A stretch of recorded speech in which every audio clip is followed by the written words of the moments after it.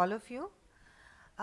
We are about to start our next session on women's empowerment through microfinance and micro enterprise. The panel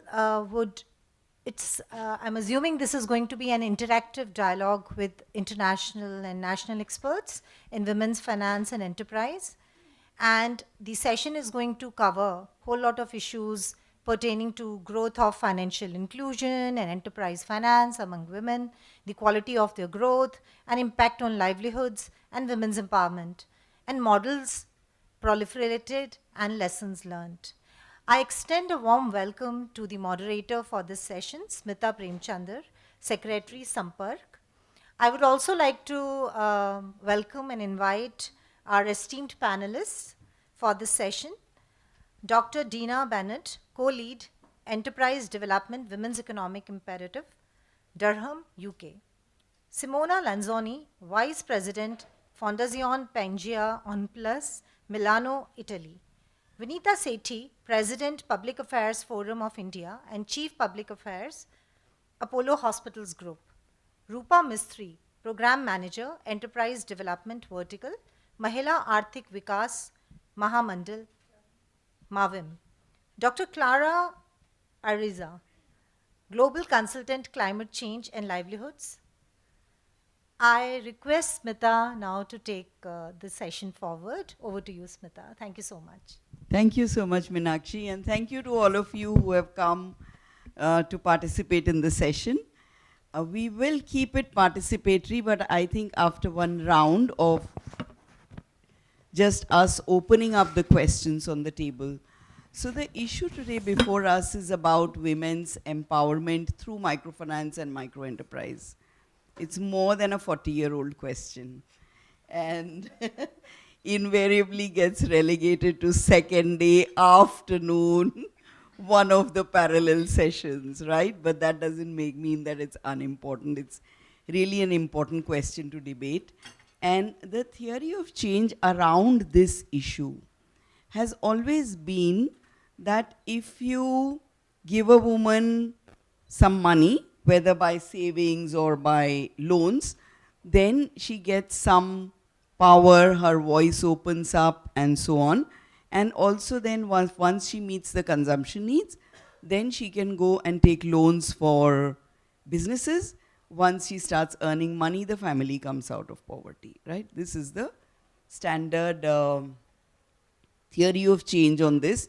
And my question will be, how much have we seen of this, and how does this theory of change play out? So I will ask the questions to my panelists on this issue, on climate change, and on how then whether women actually graduate or do not graduate from SHGs, and where the barriers are for individual finance. So we will explore all this, but for a moment I just want to ask you people, does everybody understand Hindi? All of you understand Hindi? So maybe just because we have two didis from the village with us, if we can once in a while go into Hindi, then would that be okay for you? So दीदी लोग आप वाराणसी से आए हैं, हमारे साथ रहे हैं, बहुत अच्छा हुआ है.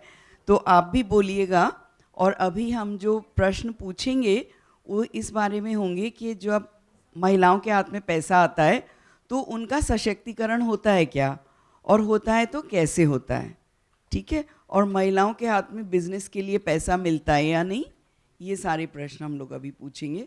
आपके जो भी प्रश्न हो आप भी पूछिएगा और हम लोग ट्रांसलेट कर देंगे जो भी ज़रूरी है.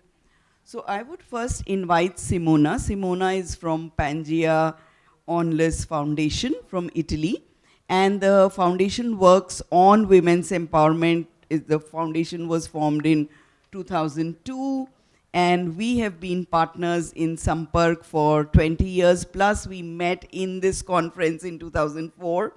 So we've been, connected to the Microfinance Summit every year as well.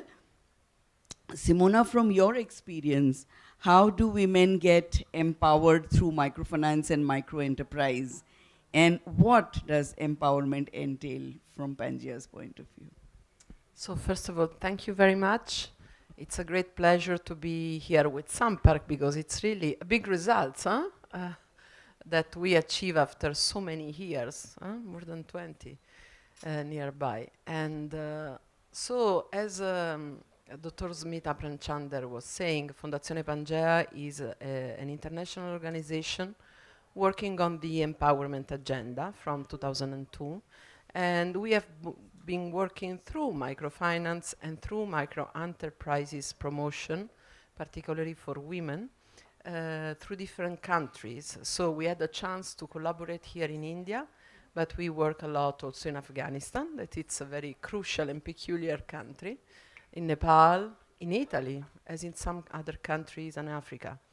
So for Pangea, the agenda on empowerment, of course, entail a process, a long process. Empowerment is just not a one-day goal to be achieved. It's a question of time. It's a question of condition from every woman will start. And it's very, how say, it's entailed in the ecofeminism perspective because my experience through microfinance and micro enterprises is also the way for women to in somehow help and save their environment and also save their local economy that without micro enterprises will completely abandoned.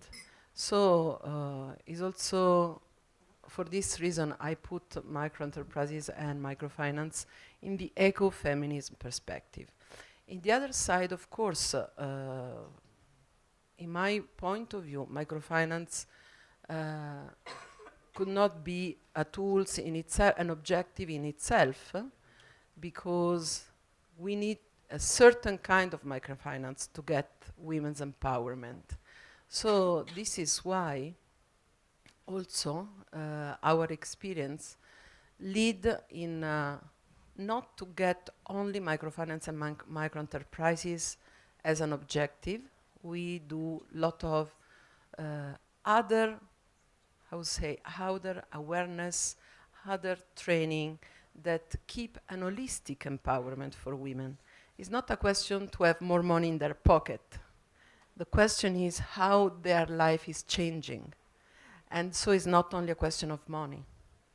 This is why, for us, it's more than simple stories of money. It's a women's life and also a way for women to be aware about their right to come out from violence, domestic violence. I saw many women that get this opportunity also through their saving, their microloans, their enterprises. They get aware that discrimination among centuries, gender inequality as a name is gender inequality, is gender discrimination, is violence against women. And so this is something that contributes to society to get an uplift, a level over. So, of course, microfinance and micro enterprises could be a very strong leverage to come out from a bad situation, but in a certain condition and with good partner, of course.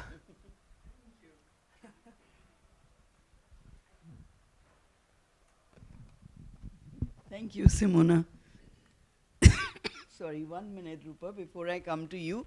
We were looking very, very gender balanced, so unbalanced. So we're very happy to have Mr. Sanjay Sharma join us. There has to be a minority candidate. Yeah. Exceptions have to prove the rule. So you're welcome. Thank you so much. And yeah. Yeah. Are you comfortable? Yes, sir. Okay. So thank you, Simona. I think the points that are very important for Pangea now, also for Sampark, is that we are not only looking at economic empowerment. We have to look at social empowerment, we have to look at political empowerment, and we have to look also at reduction of violence against women. And that's not simply a matter of just giving finance for micro enterprise. A lot more is needed. So who can be better than Rupa to tell us about this, because Mavim has worked with more than 20 lakh, and those of you who don't understand lakhs, it's 2 million women over the years, and have worked systematically to remove not only the financial constraint, but also the systemic and cultural constraints as well. So I would invite Rupa now to talk about Mavim's experience to us. Thank you very much for inviting on at this panel. Just to bring about some Mavim's introduction, it is a state women development corporation for Maharashtra, and it is under the Women and Child Development Ministry of the government of Maharashtra, and it is operational for last almost 50 years on ground. And out of this, around 3 decades have been spent in the sector of women empowerment to self-help group modality. And as Smita ji has mentioned, there are more than 20 lakh women have been organized through around more than 1.50 lakh self-help groups, both urban and rural. So we have diversified experience, both rural as well as urban. The urban is in semi. हमारे यहाँ काम जो है वो urban बस्ती में भी चलता है, रूरल एरियाज़ में भी चलता है. तो अलग अलग तरह से हमने 20 लाख महिलाओं को हमारे साथ जोड़ दिया है, और इन महिलाओं को माइक्रो फाइनेंस बैंकों के साथ जुड़वाना ये एक हमारा अहम काम है. अगर हम देखते हैं तो इतने सालों में हमने 20 अराउंड 7,000 करोड़ का bank finance self help group को मिलवा के दिया है. एंड उनका जो रीपेमेंट है ये ऑलमोस्ट 100% है, even during covid year. So that has been a significant achievement, and we see it in across the sector. But what we feel that there are certain enriching experiences throughout this journey. The one is we have seen a rise in the loan for the group, self-help group. We started with small 20,000, 50,000 ka group size, a lot of hustle with banks, their mentality, sensitizing banks, lot of policy advocacy. And as in a corporation, we have been successful to tie up with various banks, bring them on the board at state level. There are small tie-ups at district level, at regional level. There are some federations of self help group. हमने महिलाओं के जो बचत समूह है उनके federation बनाए हैं जो सस्टेनेबल है, जिन्हें कोई गवर्नमेंट का अनुदान नहीं मिलता या कोई फंडिंग नहीं मिलता, वो अपने बलबूते पे खड़े हैं और 10 साल से उनका प्रवास चल रहा है, उनकी जर्नी चल रही है, तो अपना खर्चा वो खुद निकाल सकते हैं. इस तरह की लोक संस्था बनाने का प्रयास हमने किया है. And these are the federations have been instrumental to raise a lot of bank finance to all eligible self help groups. 100% of our groups are under loan as of now, with 80% members with active loan. And when I give this data, as Smita ji has mentioned, a lot of improvement, as in first hearing we have seen that there is a change in the lives of women. So what kind of the changes? I have been a monitoring and evaluation person for the IFAD projects for throughout last 15 years. So a lot of thrust on maybe tracking the key indicators. So यहाँ से हम शुरू करते हैं कि महिलाओं के हाथ में पैसा आता है क्या? यस, लेकिन ये पैसे का विनियोग कौन कर रहा है, उससे महिला क्या कर रही है? क्या हम समाधानी है कि हम खाली एक छोटा किराना दुकान डाल दें या कोई पान का ठेला डाल दें? ये महिलाओं के विकास की व्याख्या होती है क्या? तो इससे आगे हमारी महिलाएं बढ़ रही है. So we are moving from small IG activities to enterprise development. The commercial business activities of women, these are being interested. Not only one activity at the individual level, maybe a diversified set of 4 or 5 activities which can help them to maybe to fight, to cope up with the poverty situation forever. So these are the some milestone set of interventions taken up by Mavim in the due course. And more than self-help groups and JLG, I would also like to mention that there are 2 more interventions कि हमारे यहाँ हम महिलाओं को individual loan, जो वैयक्तिक कर्जा जो बोलते हैं, वो देने के लिए हम प्रयास कर रहे हैं. गवर्नमेंट की बहुत सारी योजना है कि जिसमें मुद्रा जैसी है, PMEGP जैसे स्कीम्स हैं जहाँ पे महिलाओं को इंडिविजुअल कर्जा मिलता है, लेकिन उसमें दिक्कतें हैं. तो इसलिए हम बैंकों के साथ जुड़ के महिलाओं को विदाउट कोलेटरल लोन कैसे मिल सकता है. Maybe to start with it is 2 lakhs, a startup loan kind of thing. The women who is really aspiring to develop her own enterprise, to take it at a commercial level, what she needs, as she has initially mentioned, हमें पैसा चाहिए, तो who will give that पैसा to her? There are individual micro entrepreneurs do not have any credit history in the lens of a banker, typical banker. So how do we create that credit history? How do we make her as a bankable client? As we started with self-help group journey, we have seen that a very ultra poor members, they have become bankable client in last for 25 years. So how to make this micro entrepreneur as a bankable client, this is one of the key challenge as of now. We are struggling with it, but this is one of the pilot product which we are piloting in the state of Maharashtra. The third one is like there are women farmers coming together in the form of FPOs, and Mavim is one of the key, very few organizations who are working women collectives. 100% women collectives, might be it is a cooperative or it could be a farmer producer company. इन सारे महिलाओं की जो खेती करने वाली महिलाएं, उनकी एक कंपनी बना के उनको बैंकों से कर्जा देना, ये बिल्कुल ही आसान बात नहीं है। और इस तरह की कंपनी चलाने के लिए महिलाओं के जो कौशल्य है वो भी बढ़ने चाहिए, खाली पैसा आने से बात बनने वाली नहीं है, उनके स्किल्स बढ़ने चाहिए। So what are these type of skills? Maybe business development, maybe business management, maybe financial management, and number of sectors. So it requires an entire ecosystem to come together. There are various stakeholders that have to perform their role efficiently. These are the experiences, and even these are the challenges as of now. The journey of last 30 years is witnessing from self-help group, from JLG to FPOs or FPCs, I will say, and to the micro entrepreneurs. So these are the four various instruments wherein we are piloting, and we have certain good and some learning experience so far. Thank you. Thank you. Can I ask for a little applause for Yeah, thank you, Rupa, for sharing that with us. I think Rupa has told you about self-help groups, told you about farmer producer companies, but one of the major transitions they have made with EFAD in the second round is going to individual women entrepreneur finance. And that's something that's not just finance, but also capacity building. And that's something that brings us to what Diana has been doing. Globally, Diana has been working on gender and small enterprise for 20 plus years now. And you have worked also in many countries, Diana. So can you share your lessons from your 20 years work on women's enterprise and how it empowers and where the barriers are? Thank you, Smita, and hello everyone. It's a pleasure to be here. I'd like to echo what Simona was saying about the difference that economic empowerment makes to women. A recent project I worked on in Bangladesh, an unintended consequence was that women kept telling me they get beaten less often because they're earning money. Domestic violence reduced, but they too were able to save money to send their children to school and to university and to buy school books. So to me, the impact of that is absolutely phenomenal. I've worked on all four continents, most recently in Central Asia and currently in Sub-Saharan Africa. And I find that it's both sort of like supply side and demand side challenges that we face. I do a lot of work trying to actually help financial service providers understand their women SME clients. Many of them say to me, but I don't treat women any differently to my male clients. And I'm saying, and therein lies the problem.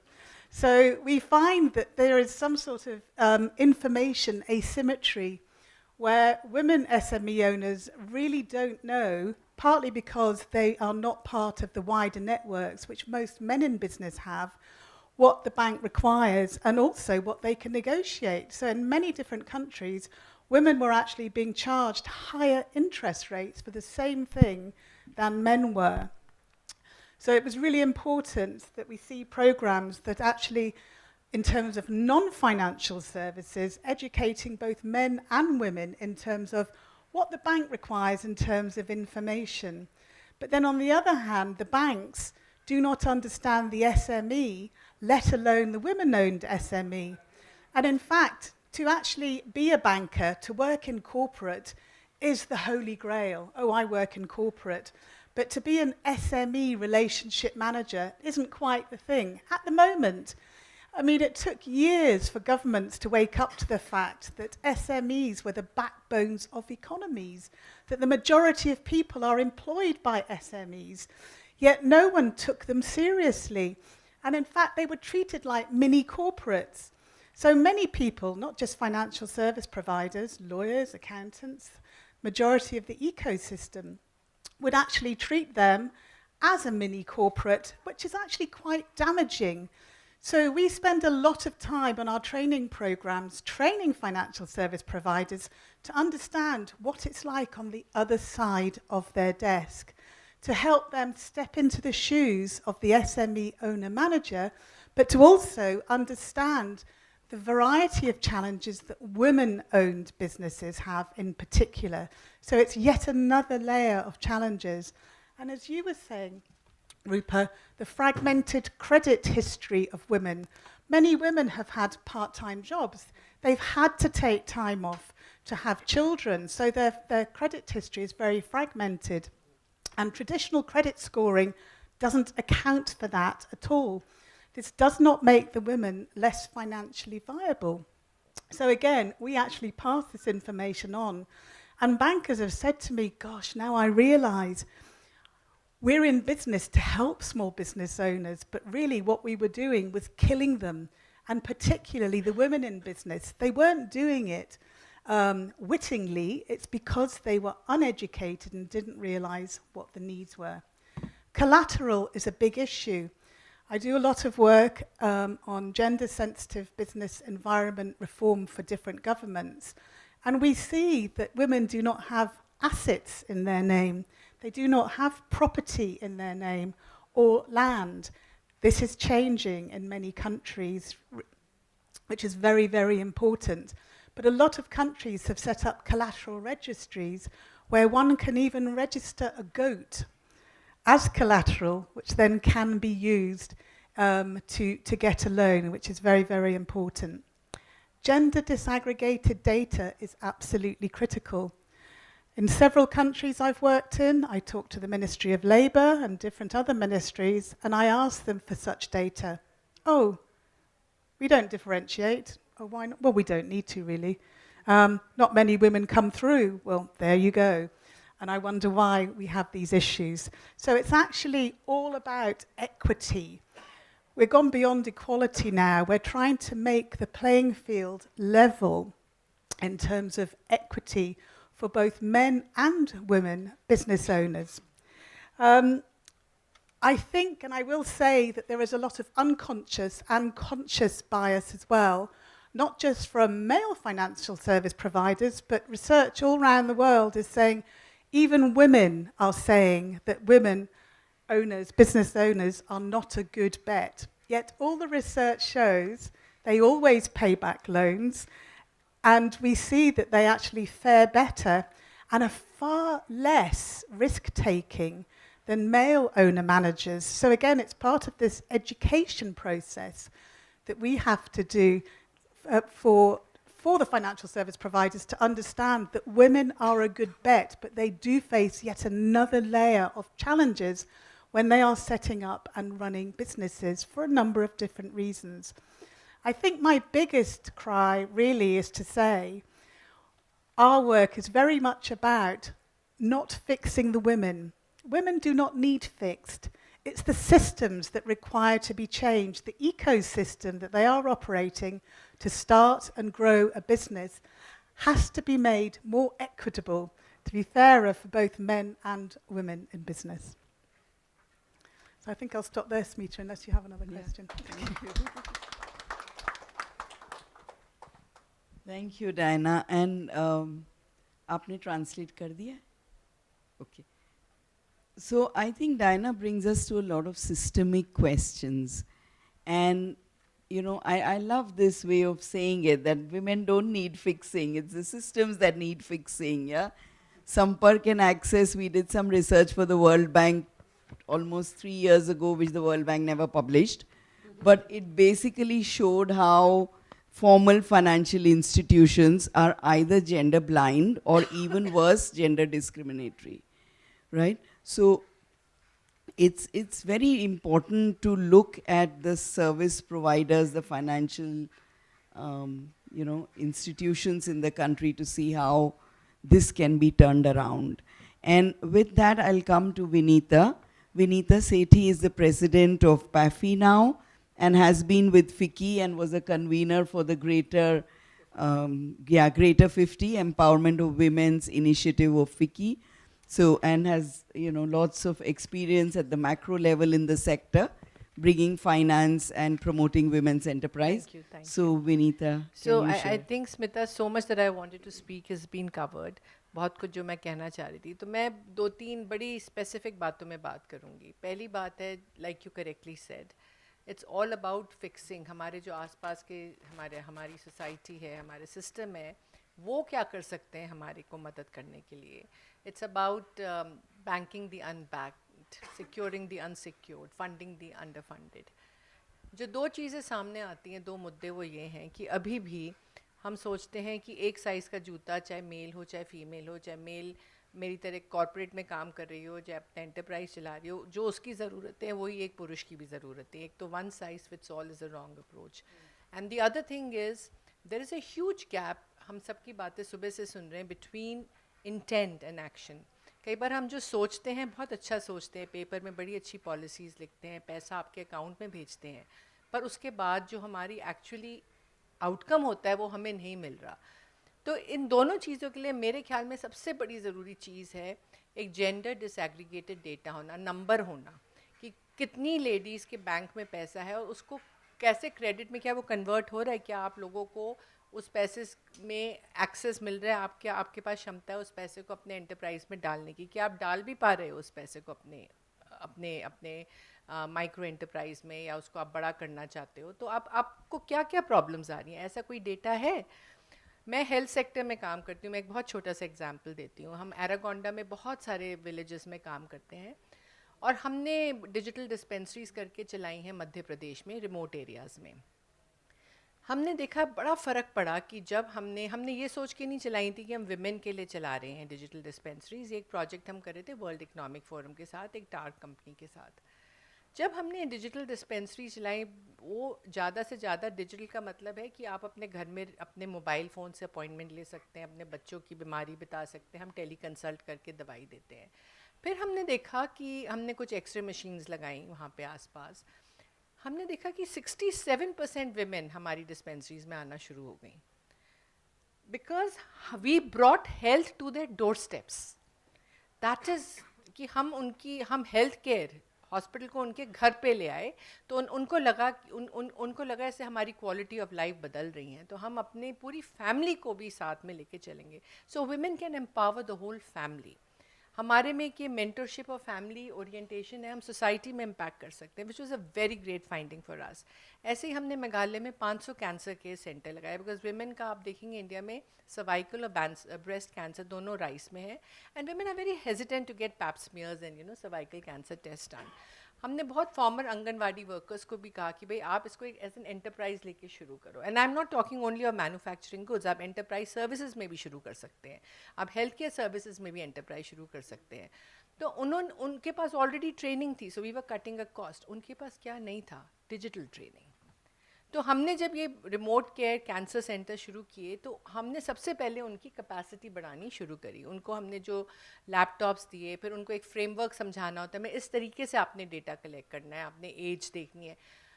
Again more and more women started feeling comfortable and coming. जैसे आपके पास bank सखी का concept है, हमने health सखीज़ बनाई कि जो आपको आपके बच्चों के वैक्सीनेशन शेड्यूल्स देंगी. Many ladies in Aragonda today, Aragonda एक ऐसी जगह है जहाँ पे बारिश कम होती है, मैंगो प्लांटेशंस होती हैं, पर पूरे साल सब नहीं होता है.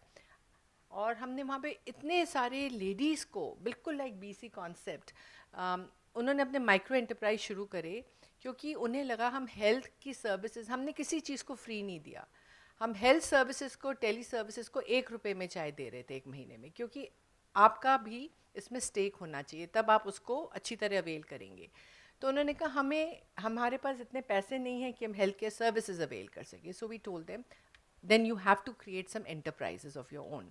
तो उन्होंने जूट प्रोडक्शन, हमने जूट स्किल्स उनको दी. इतने ब्रिलियंट आइडियाज़ निकले. वो जूट बैग्स बनाते हैं, आधे तो मोस्टली तो अपोलो हॉस्पिटल्स ही उनसे ख़रीद लेते हैं बैग्स जो बनाते हैं, हमें चाहिए होते. बाकी हमने उनको मार्केट किया, हमने SHGs की हेल्प ली, हमने फेडरेशंस की हेल्प ली. That's my third point. कोई एक जना इस सिस्टम में काम नहीं कर सकता, और जो कंपटीशन है ना बैंक्स का, एनबीएफसीज का, एसएचजीज का, इस सबको बंद करके हमें एक हमें कन्वर्जिंग अप्रोच बनानी है, और उसमें आप लोगों की आवाज़ बहुत ज़रूरी है, आप लोगों का डेटा बहुत ज़रूरी है। और फिर आपको सप्लाई डिमांड में दिखना है कि चाहे आप प्रोडक्ट बेच रहे हैं, चाहे आप ऑटो सर्विसेज में आप ड्राइविंग सीख रही हैं, अगर आप और लेडी ड्राइवर्स अपने साथ रख सकते हैं, आप पूरी एक ऑटो फ्लीट चला सकती हैं वाराणसी में, क्यों नहीं। दिल्ली में एक कैब सर्विस है जो सिर्फ विमेन चला रही हैं, मैं जब एयरपोर्ट में उतरती हूँ मैं सिर्फ उन्हीं के थ्रू बुकिंग कराती हूँ। And that's my fourth point, women are great, not only mentors to women but great consumers of services. I think if we ourselves change the way we look at products and encourage each other, this will take us to another level. I'll stop at this. Thank you. Thank you, Vinita, for such wonderful stories. And now I will come, because we are talking about women's enterprises, health enterprises. I also want to bring in Clara. Clara is a climate change expert who's got 20 years of experience in various countries, in Bangladesh, but also several places in Latin America and also in the States and Caribbean. And I would like to ask Clara how climate change affects women's lives, and what lessons do you have for women's finance and enterprise? Thank you, Smita. Um, well, we can consider climate change as an agent, as a circumstance, as a systemic factor that potentiates whatever we see today in our society. So if you see gender inequality, imagine that to the power of whatever we wherever we are going to get with climate change, which depends very much on our mitigation efforts. I would like to say there that actually we know that because of asymmetries in access to everything, to services, to education, to credit, to the most basic human rights even, women are amongst, if not the most vulnerable group of people in the planet to climate change. And behind women go the children of these women, and primarily the children and of female-headed households. So, and it happens that because of the circumstances and the extremely vulnerable places where the poorest people live and the poorest women live, it is unfortunately these women who are more at the forefront of climate change and its impacts. In the Caribbean, where I work a lot, we see that the poorest women are overrepresented in the statistics of climate impacts. These women tend to be unemployed, and this constitutes a very big problem for adaptation and for resilience building at the country level, because these are countries like many regions in India and like the Bay of Bengal in Bangladesh and India, for example, where different natural hazards impact the area several times per year. One season is drought, and then drought is finished, and then 3 torrential rains come, and then this just erodes the capacity of people, and particularly women, and particularly unemployed women who have no potential to adapt or do something to prepare for what is coming.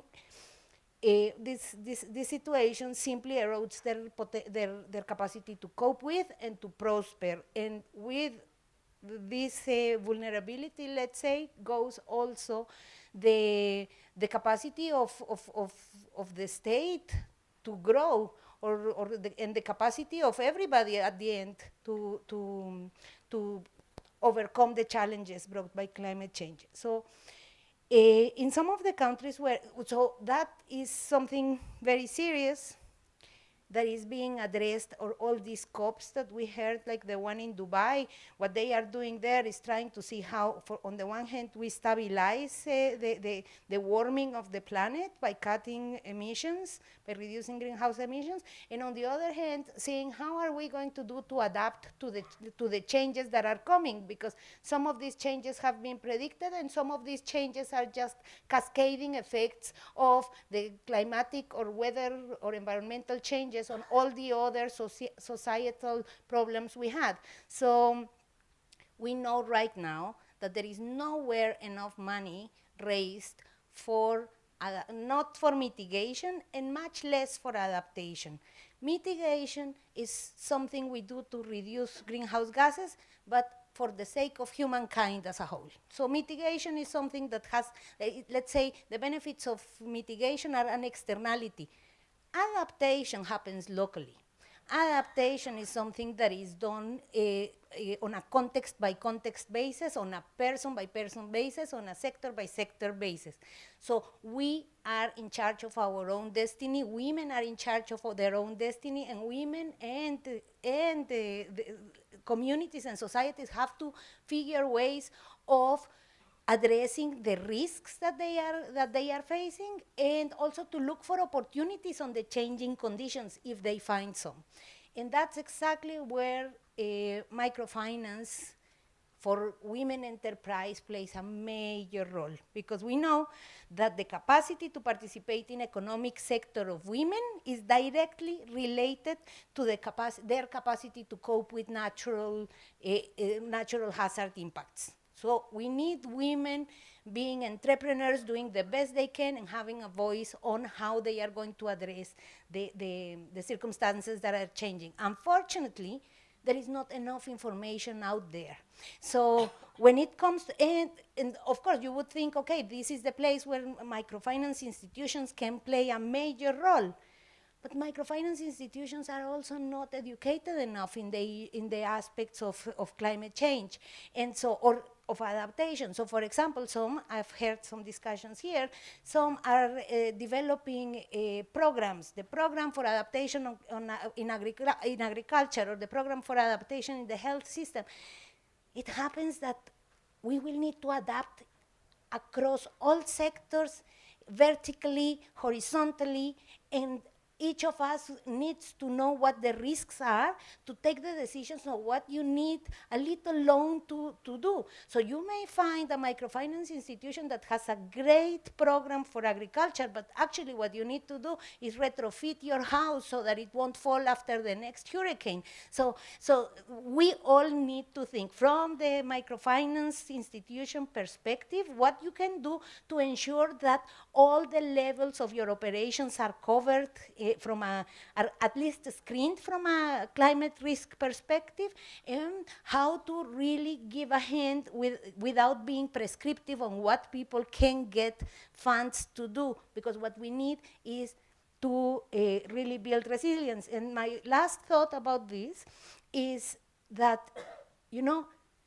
somehow we have lost the idea that traditional knowledge can help us overcome some of those challenges that are coming over and over. So this idea of everything being like innovation is the only thing that is going to bring us the future is not necessarily true. And people need to be informed, need to be educated, awareness needs to be raised, but we need to really give a voice to everyone, and the possibility of reflecting on their risks and learning. And MFIs need also to assess their own risks, because they are not immune to climate risks. They need to check where their investments are they in weather exposed sectors or not, and what are they going to do if things don't go as well as they expect. And they need to be really transparent on risks with their clients. Thank you. Thank you so much. And now we come to, last but not the least, the benefit of minority. But I would really welcome Sanjay to speak about a microfinance and what you do in terms of empowering women, and also in terms of the small enterprise sector. and as well as what you do, if you do anything to mitigate climate risks. Good afternoon, everyone, and thank you for letting me have the last word. Not be the see- last word, we have the audience. Sure. So, iFinance, I just take a minute to tell you that iFinance is a company that was started 9 years back with the sole idea of providing working capital loans to micro enterprises. And there are about 67 million micro enterprises in India, which typically do not get any funding from either a bank or a finance company because they have very little financial data to show. They don't have balance sheets. They have hardly any transactions in their bank account, and they don't have prior credit history. So it's a chicken and egg situation. They don't have credit history, so no further loans. And we started, and to date, we have given almost close to 800,000 loans. And about 3 years back, when we took a survey, we realized that we had 16% loans to women who are the primary runners of business, not that they are second applicant or so on. They actually run the businesses, 16%. We were very happy because the data, government data shows that 12% of women entrepreneurs in that 67 million, that 12%. We said we are at least better than that. We have not been gender averse, and our policies have been neutral. But then we said that we can do better.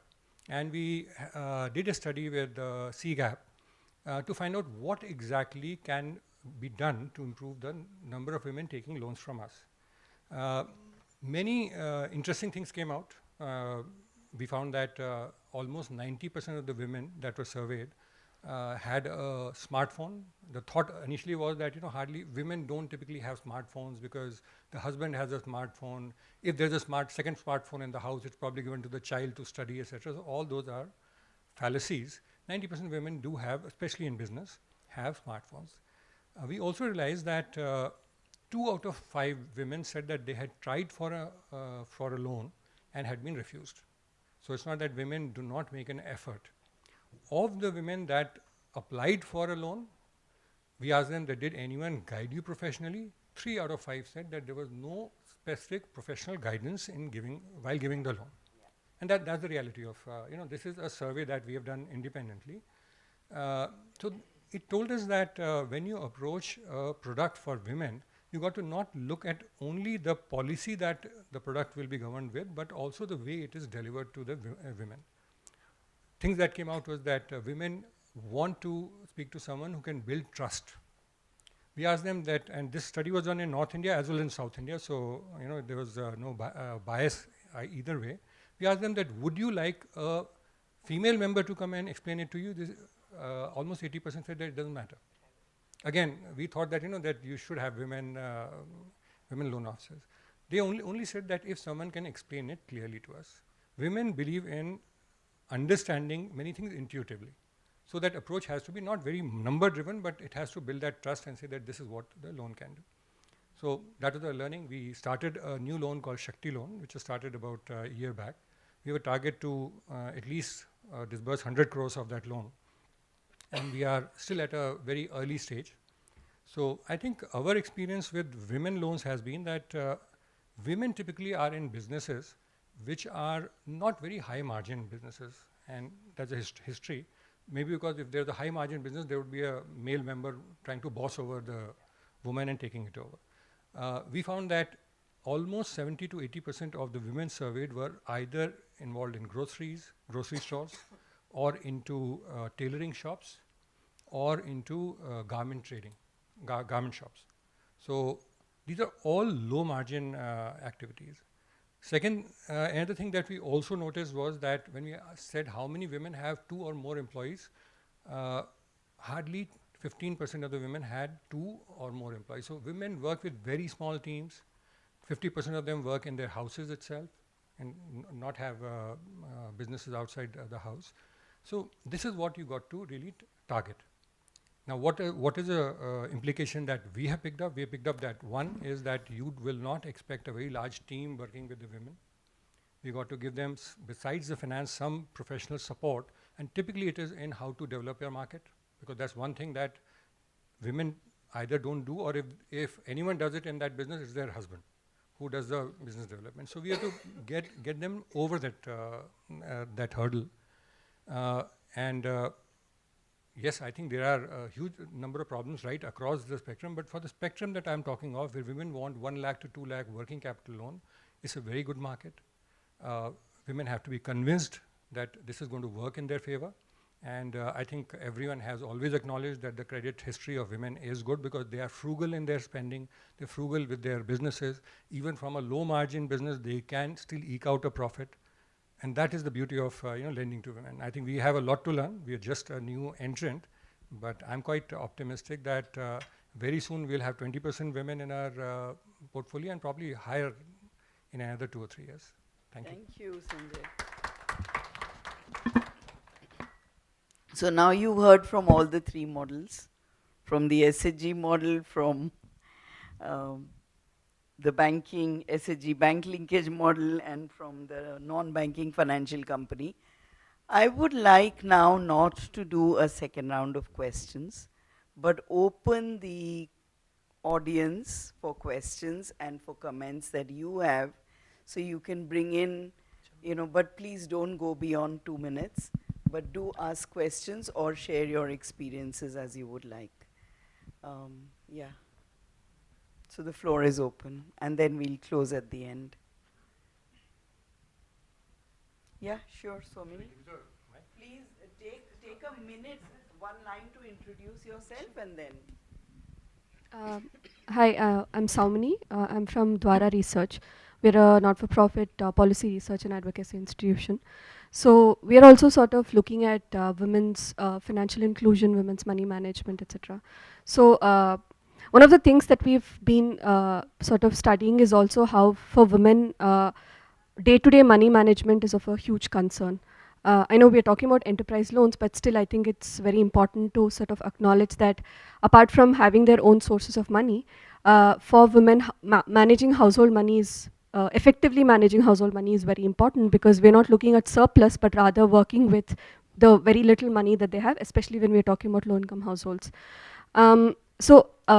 Question to Mr. Sanjay actually, because you were talking about how you've been able to extend loans in the 1 lakh to 2 lakh sort of market. The question was, what are sort of the credit underwriting processes that you're looking at? Because we know that they do not have credit records or that they do not have security to sort of give to non-banking financial companies or even banks to say that they're credit worthy. But in fact, how they effectively manage their money on an everyday basis, sort of within their community or within their networks, sort of relying on their friends or family and tapping on those networks on when to take loans or how to sort of repay those loans, etc. So just wanted to understand how are you sort of determining whether they're credit worthy in that language. That question. Sometimes, the question itself in some way is the answer. See, women, one of the policies that is different from women in our product is that we allow a larger fixed obligation to income ratio, which means that even if they show lower income, we give them the benefit of saying that they will still be able to manage to pay that loan. Why do we do that? Because women typically, if men in this segment, men-led businesses, have very little data to show to establish income, women have even less. So rather than being conservative, we've said that let's believe that women are better credit risk, therefore we can give them slightly better loans. So this answers that question that while they may have household income, and everyone has household income, it's not only that women loans have household income, the men loans also have to serve the household income. But with women, you can be a little more relaxed in some of the metrics.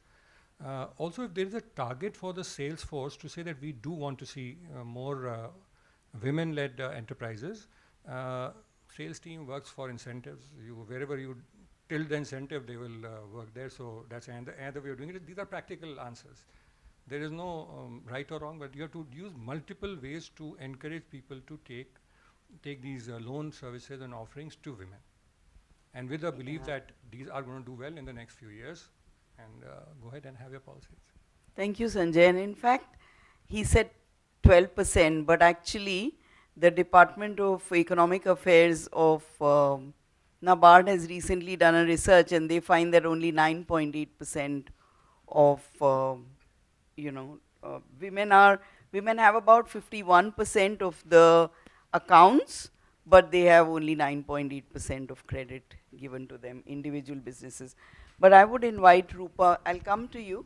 Let me invite Rupa also to make the same answer, because you also at Mavim work on exactly the same issue about educating women. Uh, yeah, And pertaining to this question, maybe the one is like what we have experienced, because we are working with nationalized banks or maybe private banks, but very commercial banks. So they will never leave their lens. So what is left with us is that yes, we have to pull our socks and we have to fit into their own metrics. And there is no waiver, there is no relaxation. So what is needed, like the yes, the women should have a good CIBIL, that is one thing. The second is she should have a books of accounts written, neatly written, maybe a kacha record kind of thing, maybe for last 3 months. She should not have only cash transaction, she should have some bank transaction. So what we did, like maybe a woman to, she is very aspiring and very good case from our lens, and bank should may lend her. But to prepare herself as a strong case in the terms of a banking language, we have to make some preparatory activities. So the federations which I have mentioned, it is their role that yes, we have 10 women enterprises in their jurisdiction, but 10 out of, as he said, that maybe 5 are getting rejected. So getting them equipped in the, from the lens of a bank, that is one of the preparatory activity, and which is very being focused from our side. Otherwise, there are no chances for the women to get a loan. So maybe in last 2 years we could fund almost around 10,000 odd women. So this is the pace we are having. But now this realization is helping us. Yes, we can make more and more women to come in this force, because from the self-help group many women have been evolved as an, and they are at the verge of enterprising. But making them enterprising, availing loan as from the bank and expanding their business, these are the two different activities, and for which a little facilitation is required, which Mavim is handling with care, I can say. okay, thank you. I'll just give the mic to Vinita for a minute, and then we'll take your question. Just one thing to add. In fact, as you mentioned, CIBIL report, I just read delinquency rate for credit availed by women stands at 5.2% across all retail loans against 6.9% of the male. तो women का ऐसा कुछ है भी नहीं कि हम लोग ज़्यादा repayment कर देती हैं compared to men, फिर भी ये barrier है. और इसका आंसर किस में है? So I think one tangible answer that I think I can provide, because when we also select women candidates who can run for us the primary healthcare centers या anganwadi centers, is how you pitch. आपकी जो communication skills है, बहुत छोटी सी चीज़ है. How, जैसे ना हम लोग, मैं डॉक्टर नहीं हूँ लेकिन मैं अस्पताल के लोगों के साथ काम करती हूँ, मुझे मेडिसिन के बारे में नहीं आता, पर मुझे क्या आता है कि मैं पेशेंट, पॉलिसी और डॉक्टर के बीच की एक ब्रिज बन गई हूँ. जो डॉक्टर उनको नहीं समझा पाते वो मैं समझा पाती हूँ, क्योंकि मैंने थोड़ी थोड़ी नॉलेज सब तरफ से गेन की है. तो अगर हम अपनी भी क्षमता के हिसाब से अपनी कम्युनिकेशन स्किल को बेहतर कर लें, अपनी रिसर्च करें कि हमारा जो प्रोडक्ट है वो इस मार्केट के लिए, इस गांव के लिए, हमारी इतनी सखियां हैं, हम देख सकते हैं कि क्या चीज़ की ज़रूरत इस तरफ है, फिर हम बैंकिंग करस्पॉन्डेंट को भी हम समझा सकते हैं. हम सिर्फ लर्न करने के लिए नहीं है. लाइक इन्होंने हमें बोला कि हमें हर वक्त इनोवेशन की ज़रूरत नहीं है, हमारे पास अपनी इंडिजिनस नॉलेज बहुत है, हम लोग उसको इस्तेमाल नहीं कर रहे. जो हमारे पास एक लेडी है जिसने क्रोशे के अपने घर के काम को आज 400 करोड़ का बिजनेस बना लिया है, एंड शी 75 ईयर्स ओल्ड, क्योंकि क्रोशे की इतनी डिमांड थी. उन्होंने उसी बिज़नेस को एक्सपैंड किया क्योंकि वो समझा सकी अपने ग्रैंडसन को कि ये मेरा प्रोडक्ट है, इसकी क्वालिटी भी ठीक रहेगी, मुझे ऐसी स्किल्स मैं औरों के साथ बांट सकती हूँ. तो आपके पास अगर और गृहिणियाँ हैं और ऐसी लेडीज़ हैं जो आपके काम में जुड़ सकती हैं, आप बहुत सारी चीज़ें कर सकते हो. और एक आइडिया, आप एजुकेशनल इंस्टीट्यूट्स और आईटीआईज जो होते हैं ना आपके गांव के आसपास, अपनी स्किल्स को वहाँ लेके जाएं और आप लीड लें, ताकि ये लोग सारे आपके पास आए. Thank you, Vinita. Hello. So my name is Anchal. I work with Access Development Services. So I started my career with the SHGs. No, the project that was funded by the IFAD. And I mean, what I realized many a times that there were no some targets from the government, from the no uh, we can say the whole ecosystem, where we have to know link the women with the banks, and after sometimes we have to motivate them to take the loans. But what I felt in many cases that if the people are not ready, if the concept seeding is not well, if they are not aware that how to utilize that money, sometimes it become liability to them.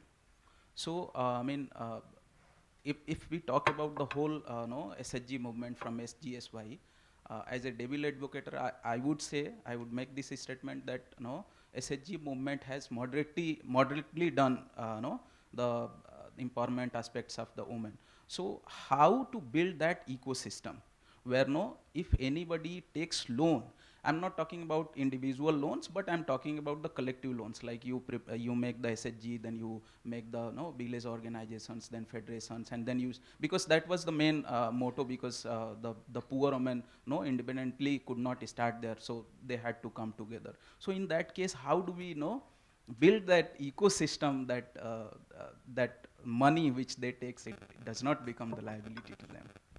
Okay, can I take this question? Okay. And I'm going to say this again. Thank you for being the devil's advocate.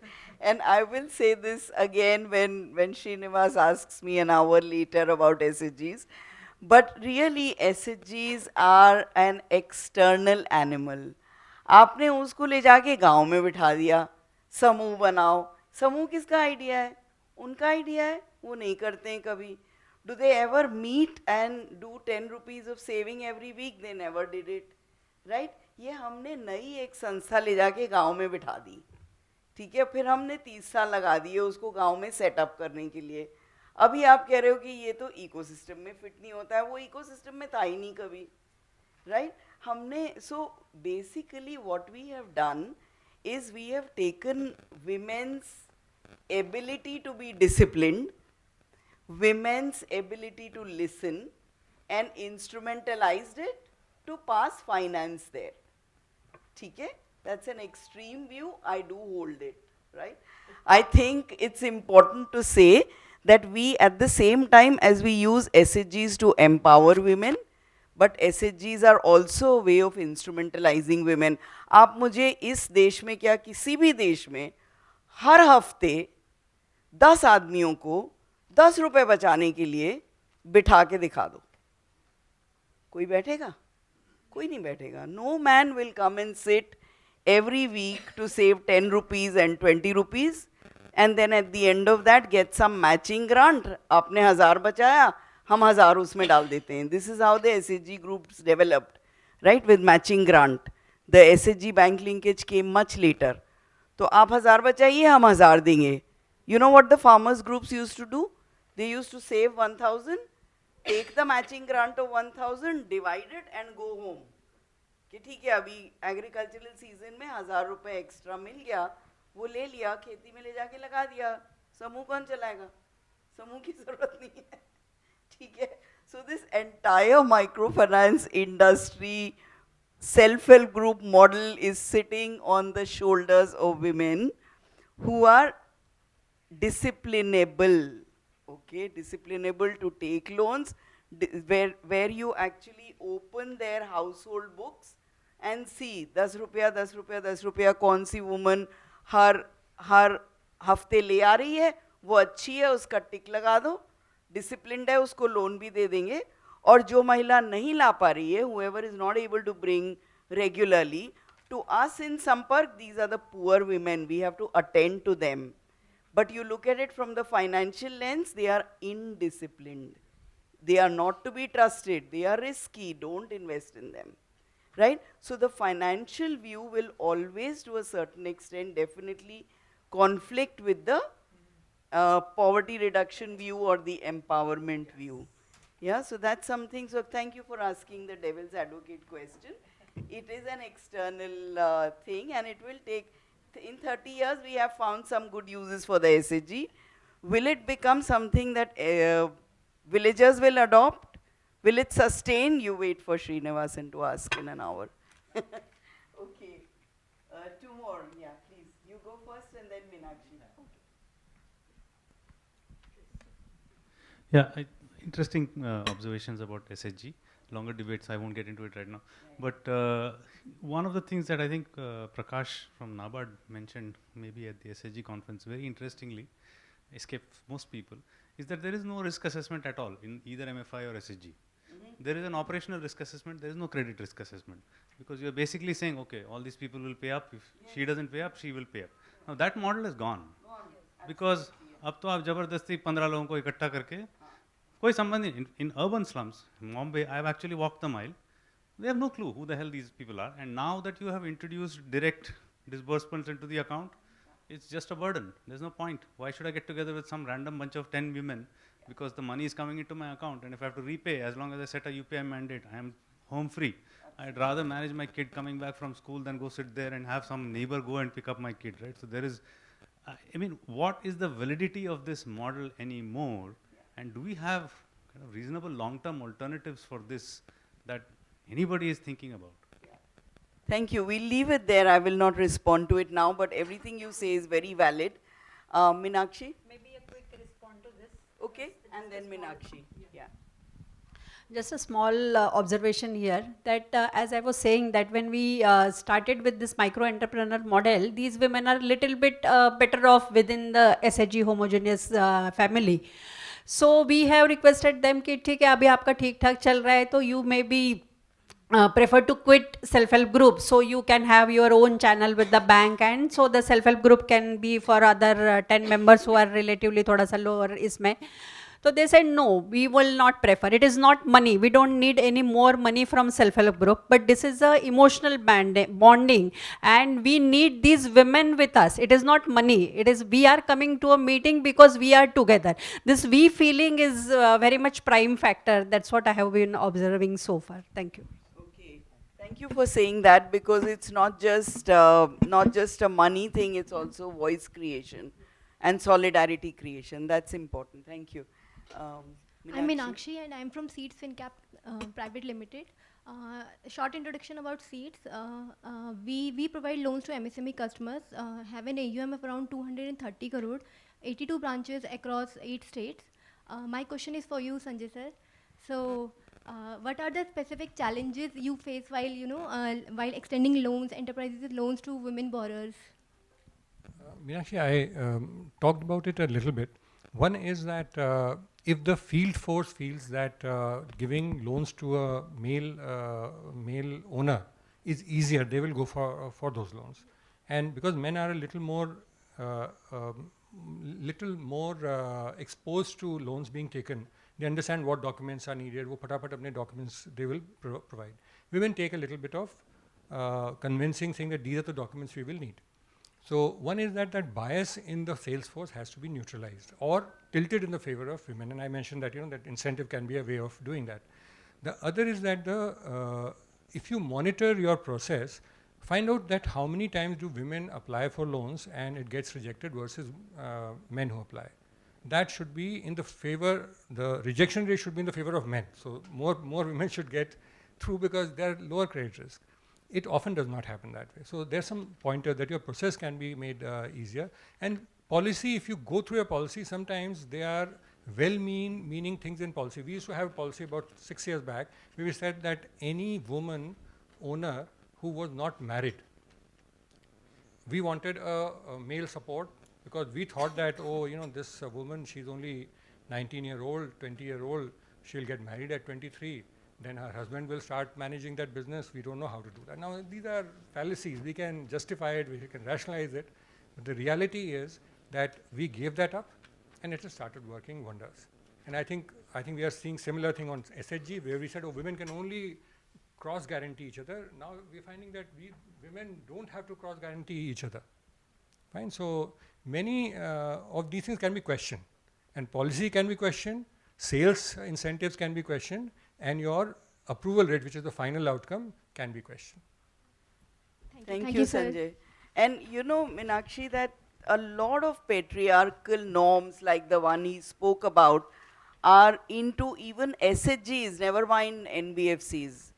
Even in self-help groups, women say, if that person is not married, वो हम उसको group में नहीं लेंगे. क्यों नहीं लोगे भाई 18 साल की unmarried लड़की को? वो तो शादियों की चली जाएगी. you know, even in SHGs, these kind of patriarchal norms are ingrained and we don't question them. So the fact that you're questioning these patriarchal norms is huge. Yeah, that's really important. And the other thing I wanted to share with you, it's not just SHGs. Even when we were in this research, when we were talking to formal financial institutions, and we were talking to a very big bank, and he told me, he said, we don't like to, you know, women entrepreneurs, you give them loans and then they'll have children and then the business will not run for a while. Then they'll go away on maternity leave. Then they'll go away to look after their in-laws and things like that. And he said, I'd rather give a loan to a man than to a woman in a formal interview.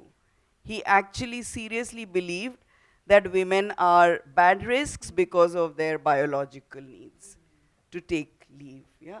So this kind of thing is very, very ingrained either in our systems or in our mentality.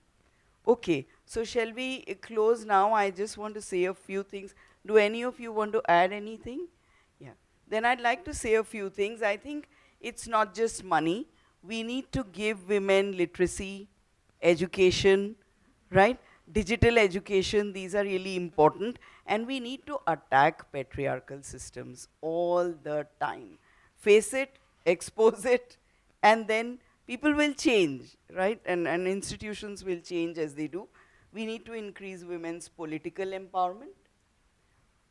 Violence against women, though Simona mentioned it only once, but believe me, it's so important when women start coming and meeting in self-help groups and slowly they become friends and then the curtain on the household goes up. पर्दा उठ जाता है ना घर पे से, क्योंकि आप घर की बात बाहर करने लगते हैं, तो उस इंसान को पता है जो आपको मारता है कि ये एसएचजी में जाके बात करेगी, right? He becomes more careful.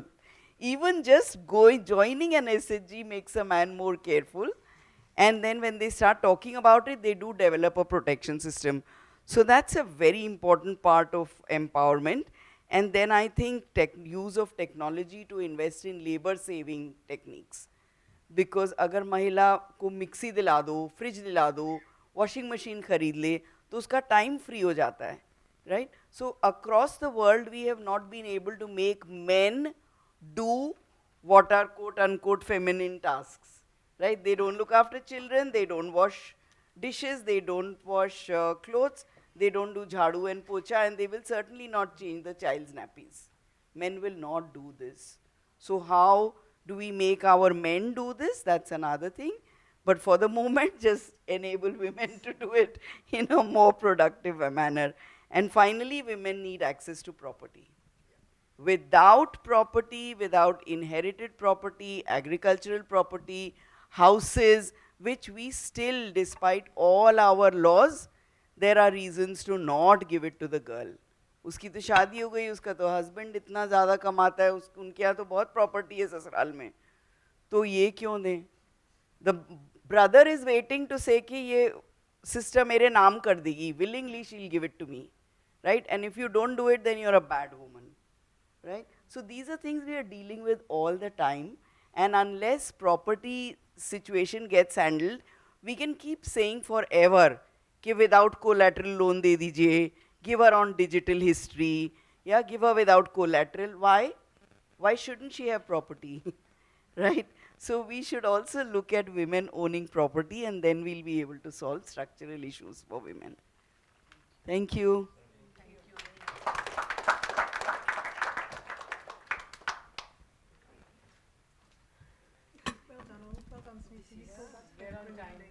Right on time? Yeah. Great. Thank you so much. This was such a thought-provoking discussion. Thank you so much for a very productive and stimulating discussion. And I hope the kind of questions that the audience asked, the panel has been successfully able to answer them.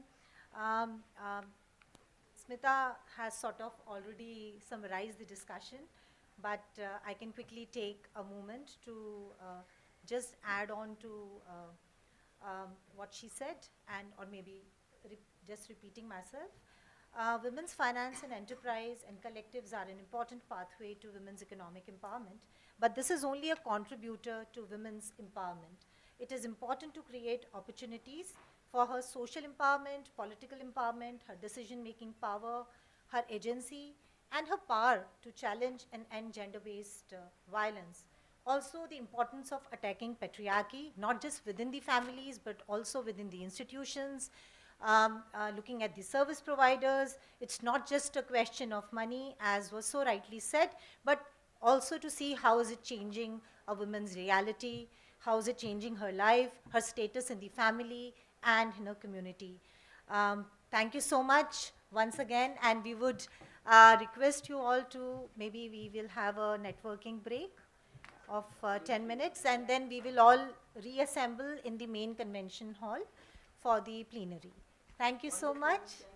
Thank you.